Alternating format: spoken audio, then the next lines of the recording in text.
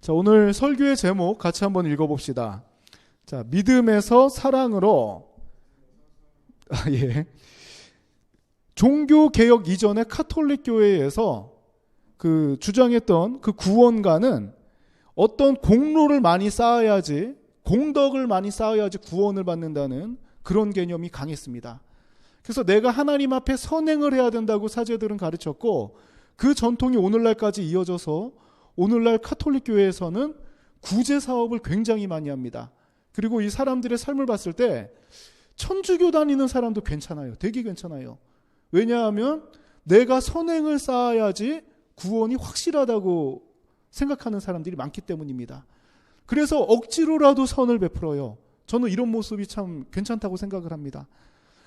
이 자이든 타이든 간에 내가 선을 행한다는 것은 굉장히 값지고 정말 아름다운 일이지만, 이것이 구원하고 연결된다 그러면 문제가 생겨요. 뭔가를 억지로 해내야지 나의 힘으로 구원받는다, 이것은 아닙니다. 그래서 기존 가톨릭 교회에서 이 개혁교회로, 프로테스탄트 교회로 나올 때 내건 슬로건이 세 가지가 있어요. 종교개혁자들이 내건 슬로건이 솔라 피데, 즉 오직 믿음으로, 그리고 솔라 스크립투라, 오직 말씀으로, 다른 공덕이 아니라 오직 말씀 안에서, 그리고 마지막으로 솔라 그라티아 해서 오직 은혜로 가능하다, 사람의 힘이 아니라, 또 나의 선행이 아니라, 세상의 어떤 그런 열매들이 아니라 오직 내가 하나님을 믿음으로, 오직 주의 말씀으로, 또 오직 하나님의 은혜로 구원받는다는 이 세 가지 슬로건을 내걸었습니다.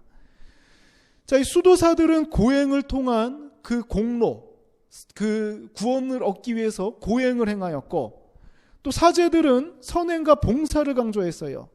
어떤 결과물이 있어야 구원을 받는다는 생각이 강했던 그 시대에 종교개혁가들은 오직 믿음으로 구원받는다. 우리가 힘이 없고 연약하더라도 이 믿음 가운데, 하나님께서 언약하신 말씀 가운데, 또 오직 주의 은혜로 내가 능력이 없고 선행이 없는 삶을 살지라도 구원을 받는다는 것이었습니다. 자, 그래서 오늘날 교회는 이 오직 믿음으로라는 사상이 굉장히 강합니다. 자, 그래서 이 창세기 15장 6절, 하박국 2장 4절, 그리고 로마서 1장 17절, 로마서 4장 3절, 히브리서 10장 38절, 자, 이 갈라디아서 3장 6절, 3장 11절 등 성경 전반에 거쳐서 오직 믿음으로 구원받는다는 사상은 분명히 나타나 있지만, 이것을 모든 상황에, 구원 외의 모든 상황에 적응한다는 것이 문제가 되고 있어요. 이 믿음으로 다 된다고 생각을 합니다. 나의 노력이 없이 믿음으로 나는 1등 할 거야. 내 노력함 없이, 공의의 하나님 앞에서 내 노력함 없이 오직 내가 믿으면 된다고 생각을 하거나, 일을 안 하고 믿기만 하면은 놀면서 내가 부자가 된다고 생각하는 사람들도 있습니다. 아니에요. 그거는 아닙니다. 구원받을 때는 오직 믿음으로 구원받지만, 하나님 앞에서 이 세상을 살아갈 때에는 하나님의 은혜로 최선을 다하는 삶, 내가 정말 땀 흘려서 수고한 대로 하나님께서는 그 열매를 허락하신다는 것입니다. 자, 그래서 오늘 이 베드로 후서 1장 5절에서 7절은 우리가 믿음을 가진 이후에 어떤 삶을 살면서 하나님 앞에 영광을 돌리고 어떤 믿음의 공덕으로 이 정말 이 영화로운 삶을 살아가야 될지를 분명히 나타내고 있습니다. 이 베드로 사도는 베드로 후서를 통해 이단 사상에 대한 경고와 또 예수님을 아는 지식이 어떠한 것인지에 대해서 기록하고 있어요.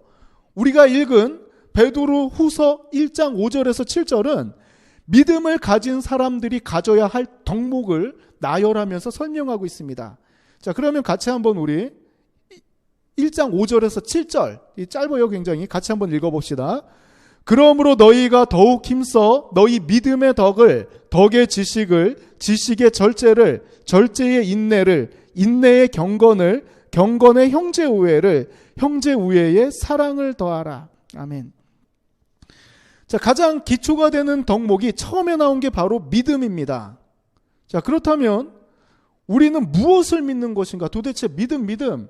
어떻게 보면 굉장히 추상적이에요. 무엇을 믿는다는 것인가? 하나님, 그래, 내가 하나님 믿어. 예수님, 그래, 예수님 믿어. 자, 이렇게 믿기만 하면 되는 것인가? 자, 이 부분을 바울은 로마서 10장 17절에 이렇게 기록하고 있습니다. 같이 한번 읽어봅시다. 그러므로 믿음은 들음에서 나며 들음은 그리스도의 말씀으로 말미암았느니라. 아멘. 저는 이 한 절이 우리가 무엇을 믿어야 될지 굉장히 명료하게 기록하고 있다고 생각을 합니다. 자, 우리가 믿는 믿음이라는 것은 무엇이냐면 들음에서 난다고 합니다. 들음. 처음 예수 믿으세요, 교회 갑시다, 이런 들음이라던가, 아니면 어렸을 때부터 뱃속에서 엄마랑 같이 예배 드렸던 분들은 부모님들이 얘야 일어나 교회 가자. 자, 이 교회 가서 복음에 대한 그런 선포를 듣고 이 복음으로부터 출발을 하지만, 여기서 말하는 들음은 어디로 연결이 되냐면 그리스도의 말씀으로 말미암는다 그럽니다. 즉 우리의 믿음이란 말씀을 믿는 것인데, 이 말씀은 인류 역사 전반에 걸쳐서 역사하신 주님께서 우리를 위해 죽으시고 부활하셨다는 그 사실과 성경 전반에 신구약 성경에 기록된 말씀을 그대로 내가 순종한다는 것, 이것을 말하고 있습니다. 즉 우리가 믿음이라는 이 한 단어 안에는 그저 구원받고 끝이 아니라 하나님 말씀대로 살겠다는 이 신앙의 고백까지도 포함하고 있는 단어가 바로 오직 믿음이라는 단어예요. 이 믿음을 가진 사람들에게 무엇을 공급해야 되냐면 바로 덕이라는 부분이에요. 덕. 헬라어로 아레텐이라고 그럽니다. 아레텐. 자, 그러면 이 아레텐은 무엇을 뜻하냐면은 도덕적인 탁월함을 뜻해요. 즉 믿음에 뭘 더해야 된다는 거냐면 도덕적으로 세상을 압도할 만한, 세상 사람들이 볼 때 도덕적으로 완벽한 삶을 살라는 것입니다. 그리스도인들이 세상 사람들에게 손가락질을 받고 교회가 욕먹는 것 중에 하나가 이 덕이었기 때문입니다. 보니까 나보다 더해 이 사람이. 교회 다니면서 구원받았다는데 말하는 거 보니까 나보다 욕을 더 잘해. 술을 더 잘 마셔. 싸움도 더 많이 해. 덕이 없는 사람들은 세상에 영향력을 끼칠 수가 없습니다. 그래서 베드로 사도는 뭘 권면하고 있냐면 믿음을 가진 이후에는 이 도덕적인 탁월함을 갖고 살라는 겁니다. 이 덕은 우리의 믿음을 지켜주는 역할도 해요. 자, 이 오늘날 복지국가, 복지선진국 하면 북유럽 쪽 국가를 듭니다. 그 스칸디나비아 반도에 있는 그 국가들 있죠. 그 국기에 십자가가 들어있는 나라들. 자, 노르웨이나 덴마크, 스웨덴 이런 나라들은 어느 후예냐면 이 바이킹의 후예입니다. 자, 여기는 안 나오지만 지금 영상에는 나오고 있죠. 바이킹. 자, 바이킹들이 야만족이었어요. 전혀 복지라는 관련 없습니다. 약탈하는 민족이었습니다. 항상 이 농사를 끝내고 나면 바이킹들이 남유럽까지 내려가가지고 추수한 것을 전부 다 약탈해 옵니다. 그러면서 누구들을 데려왔냐면, 어떤 사람들을 데려왔냐면 기독교 여인들을 잡아오는 거예요.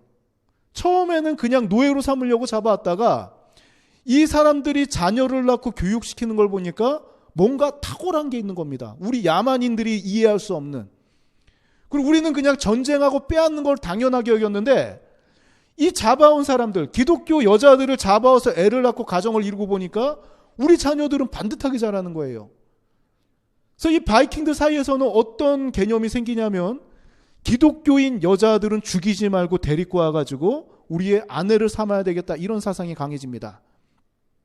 자, 그래서 시간이 지나서 보니까 오늘날 어떤 나라들이 생기냐면 노르웨이, 스웨덴, 덴마크 같은 나라들, 아이슬란드도 포함이 되죠.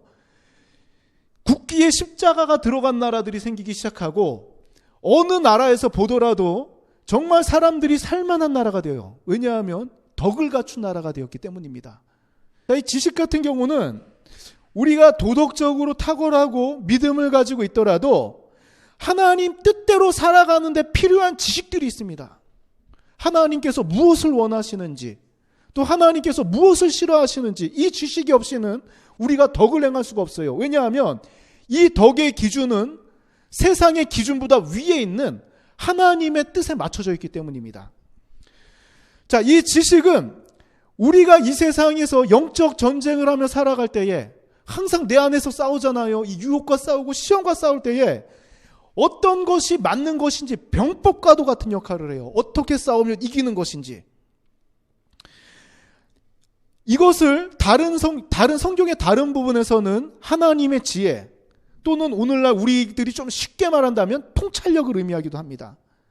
이것은 한 번의 믿음처럼 딱 하나님께서 주시는 선물이기보다도 점진적으로 쌓여가는, 점진적으로 내가 획득하면서 나아가는 훈련되어져야 가능한 그런 영역이기도 합니다.